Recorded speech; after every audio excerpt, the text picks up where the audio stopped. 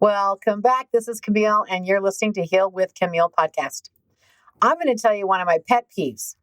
I do not like it at all when someone tries to weaponize me against other people. And yeah, that happens probably to a lot of counselors. Typically, how it goes is something like this. Maybe a mother will contact me. We'll call her Julie. And Julie gets a hold of me and she wants me to talk to her stepson because her stepson needs some help. And he's, in trouble and all these things. Happy to help. This is what I do. I love work with families. I worked with her for a while and I'd love to help the kid. So she's got another son that he's out of town, but this is a son that she's really helped raise because his mom was kind of MIA. So she's wants stepson to come in. Comes in, I start talking to him, and it is really amazing to me when I'm sitting there talking to him that he is not at all who she described him to be in my estimation. Now, yes, this is my initial consult. I'm not quite sure what I'm walking into, but I've heard the rundown from her, and I actually thought this has got to be her real son because she praised her real son. The real son's amazing, and he's great, and very present, and very communicative, and all these things. And so literally as I'm going to call him Jack. So as I'm talking to Jack, I'm just amazed that he is pretty sentient. He's done a lot of therapy. He's done work on himself. Loves Julie. She's the mom he never had. And he's been in her life. She's been in his life since he was little. They did become very close. They were closer than he was with his own father. So I really sat there and listened to this kid. He is in his early 30s. And I was just astonished that he was so well-spoken. And I thought, well, maybe next session I'll see and I'll hear the stories and I'll hear the dysfunction. I just didn't see it. Now, what I started noticing was she wanted information. She wanted to call and, have me do a report back to her. And I said, well, I'm not doing that. This is confidential. This is his space. This is his time. I'm a safe space for you. I'm a safe space for him, but we're not going to crosstalk. And if you pay for the session, we may want to consider you not paying for a session. He should pay for his own work. I had to push back on her with that because she wanted me to dish all this stuff on him, and I'm not doing that. And then it turned into she wanted a session with him and me. Great, let's have you come in together. And she literally broke up with him. I mean, she was, I need a break from you. You're so much work for me. You've almost killed me. I've got some health issues. I can't keep doing this with you. And I wanted to say, what is this? Like, what is it that you're doing so much of you can't keep doing? Because he wasn't living off of their money. He's working for his father. He's making good money. He drives himself around. She has moved him a few times. And I asked him, maybe you should do that yourself. He said, if I don't let her, it's World War III. I have to let her help me. She gets really upset if I reject her help. I'm sitting back in this quandary and I'm looking at this thinking, okay, so she's complaining about him. He's so much work. He's so much trouble. And she's doing all these things for him that are unnecessary. He can pack himself. He can move himself. He can book his own flights if he's traveling. He's capable and would like to, is what he's telling me.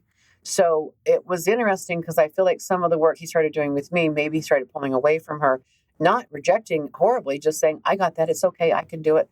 I know you don't feel good or whatever. Okay.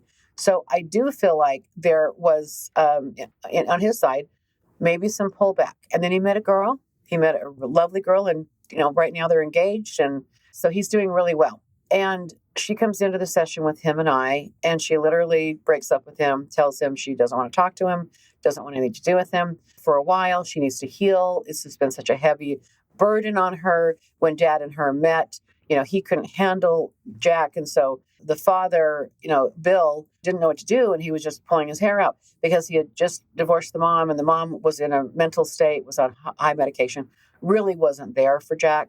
So Jack leaned on Dad heavily, of course. He was a 4 or 5 year old little guy. So traumatized for sure. But he really didn't know how to deal with this. And so he let his new bride kind of just take over and do all the heavy lifting with Jack. And she obliged that. And that was how she was going to, in a way, prove her worth to her husband. And she's admitted this to me, that she did it for the marriage. And she did love Jack, but the Jack was so much work and so difficult for her, she just needed to pull back. Okay, so we had that moment. They broke up. Fine. I think that they're going to have a little time out. He's understanding. He's apologetic. He didn't realize that he was such a burden to her. He felt kind of stupid, embarrassed, actually. But he just said, no problem. I don't have to bother them. I'll still water their plants when they leave town. I'll still take their car in for service. I mean, he's doing kind things for them too. Also take care of their dog. Like, these are the things he still wanted to do. And she said, no. I just want a clean break. So it was kind of like they just cut communication. And it took a few sessions for him to realize, he felt a little betrayed. He was hurt. And then he kind of went, you know what? I think this is probably a good thing. And I'm going to support and honor her request. So things are going great. He's flying. He's doing phenomenal, making more money. He's got the love of his life now. He's traveling and having a good time. Life's going really good for Jack. Next thing I know, I'm getting frantic messages from Julie, and the stepmom is just panicking, and there's allegedly some sort of drama. And I said, what is going on? Well, Jack's lying. Jack's lying to my husband. He's lying about our session. He's lying about everything. I said, well, let's get together. And so we do a Zoom call, and I'm talking to Julie and her husband, Bill. Jack's not there on this session, but she proceeds to tell me that Jack is, telling these big lies, that she wanted a break, that she didn't want to have anything to do with Jack for a while, and that this was her. Apparently, the dad's calling Jack saying, hey, where are you? What's going on? Julie never told her husband. Julie never told Bill that they're taking a break. She's not complaining to Bill about Jack because she's going to look good or doesn't want to cause a fight or whatever. But she hasn't told her husband that she's the one that came in and started this therapy with him to end their relationship because she wanted a different dynamic. She felt like she was burdened all the time by him. So he had no clue. And he's wondering why his son is MIA. And then he's mad at him for not showing up to places and dinners and things like this. He insisted that he come to this Christmas party. And so last Christmas. And so he did. And so he goes to the party and they were all playing some games. Well, Jack's fiance is going to come to this party. It was a good time for everybody to meet and kind of talk and everything. They hadn't really met. So he was excited to have her there, but she hasn't arrived yet. But they're playing this game and people are having a good time and Jack's winning. He's winning some things in the game. He's on a roll. He's having a good time. Well, as soon as Jack's girlfriend gets there, she enters the room and, she meets everybody. Nice. How you doing? And they proceed to finish the game. Well, Jack won the game. And stepmom, Julie, had a fit, apparently. That's what I was told is she started crying hysterically. I'm so sick of you doing this to me. And Jack stood there like, I don't know what you're talking about. Winning the game? No, you're just trying to make me look bad. You're always trying to make me look bad. Runs upstairs in a fit, hysterical. Dad's right after her, thinks Jack's done something horrible to cause this huge upset with Julie. And he, believes Julie is truly wounded. Didn't even meet the girlfriend. They didn't even meet the girlfriend because it was turned into all about Julie.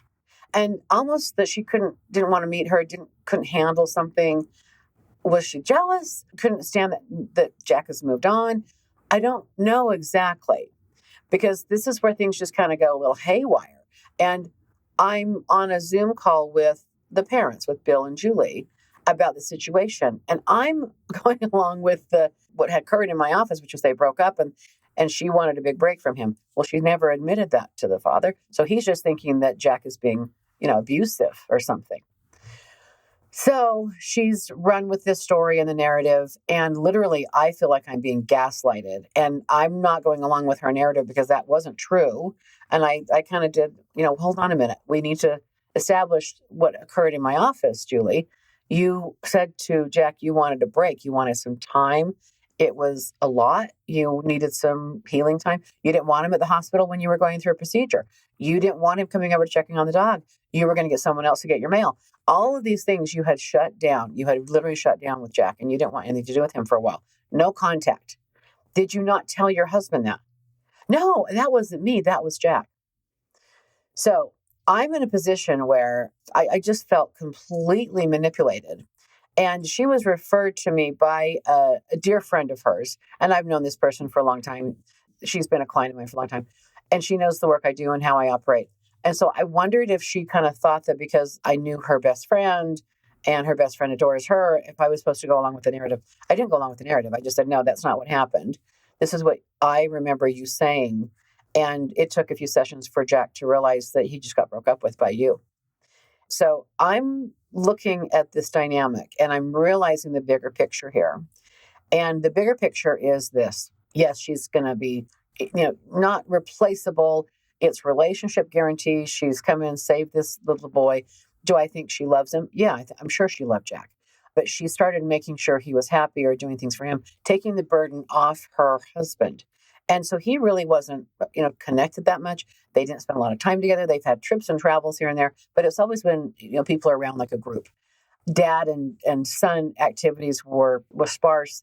And he was hearing a lot of the stuff that she was telling him, how messed up he is. So she's got to help him. She's got to book the flight because he'll mess it up. She's got to pack him. He'll forget everything. She's got to move him. She's got to literally fly out and move him or help drive the U-Haul truck.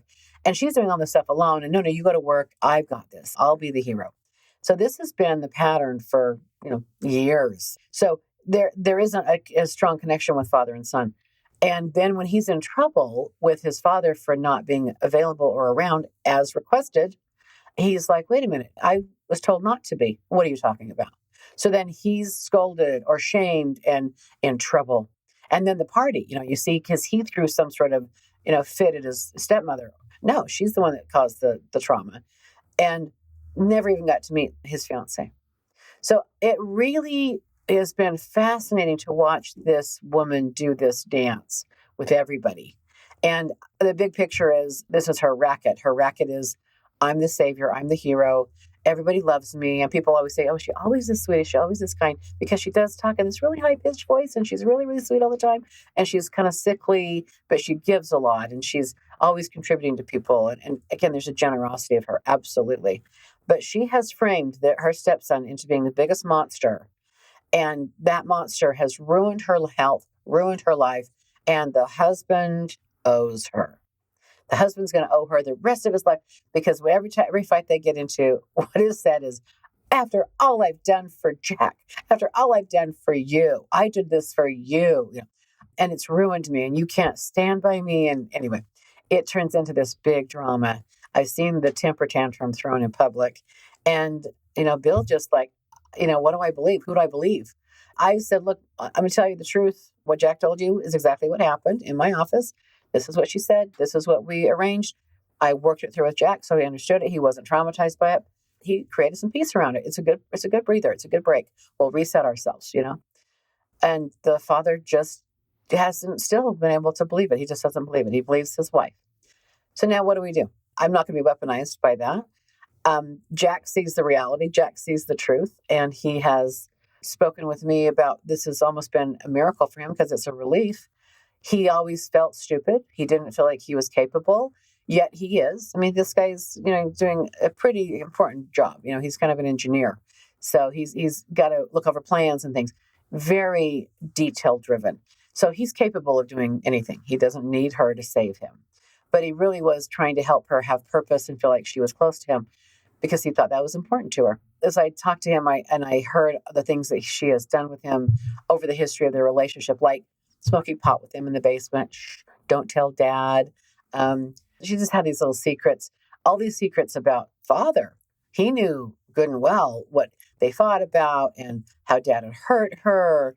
And, there was a pregnancy thing. He knew everything. There wasn't anything that she didn't share with him, like a best friend, like a confidant. But shh, don't tell dad. Because if you tell dad, I'm going to look bad. I'm going to get in trouble. And I shouldn't be doing this, apparently. If it's a secret, she probably knows it's wrong, especially to smoke pot with a minor in the basement. Don't tell dad. And again, if Jack had done something inappropriate, I think he started a fire in the neighbor's yard or something. It didn't go anywhere, but didn't tell dad. It was like they had these little secret little relationship and they were close. They were close. And I still am wondering what was the impotence for her to break up with him. Was it the girlfriend? Was it he was getting close to another woman? And maybe the secrets were going to come out or he wasn't hers anymore.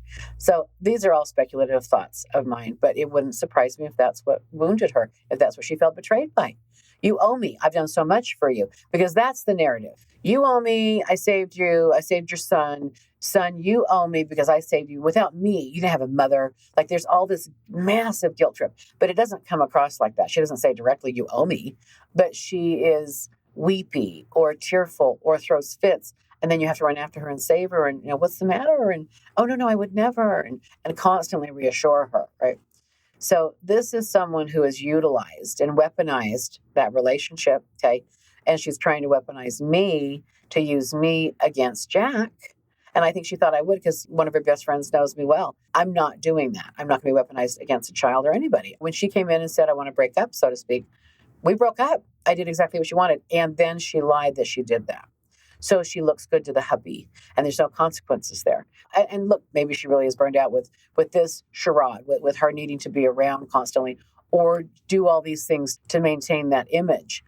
She didn't need to do them, but she did it to look like the hero. So, okay, she's probably burned out. She did have some health things going on. I get it. But it really wasn't accountably done. It wasn't honest. It was the professional victim mode. Yeah, I can't take this anymore, that martyr energy. You're hurting me. And again, that's hard for Jack to hear. Again, he didn't think he was hurting her at all. He loved her and he still wanted to have her in his life. He walked away. He took his time. He's doing great actually without her, almost better without her. So that's the interesting thing about these kind of people who I think are suppressive, that they utilize you, they weaponize you. And again, you owe them. And if you don't do what you're supposed to do or make them look good, or if you out them somehow, if you betray them by getting a girlfriend or something, they're going to punish you. They're going to frame you and make you look so bad.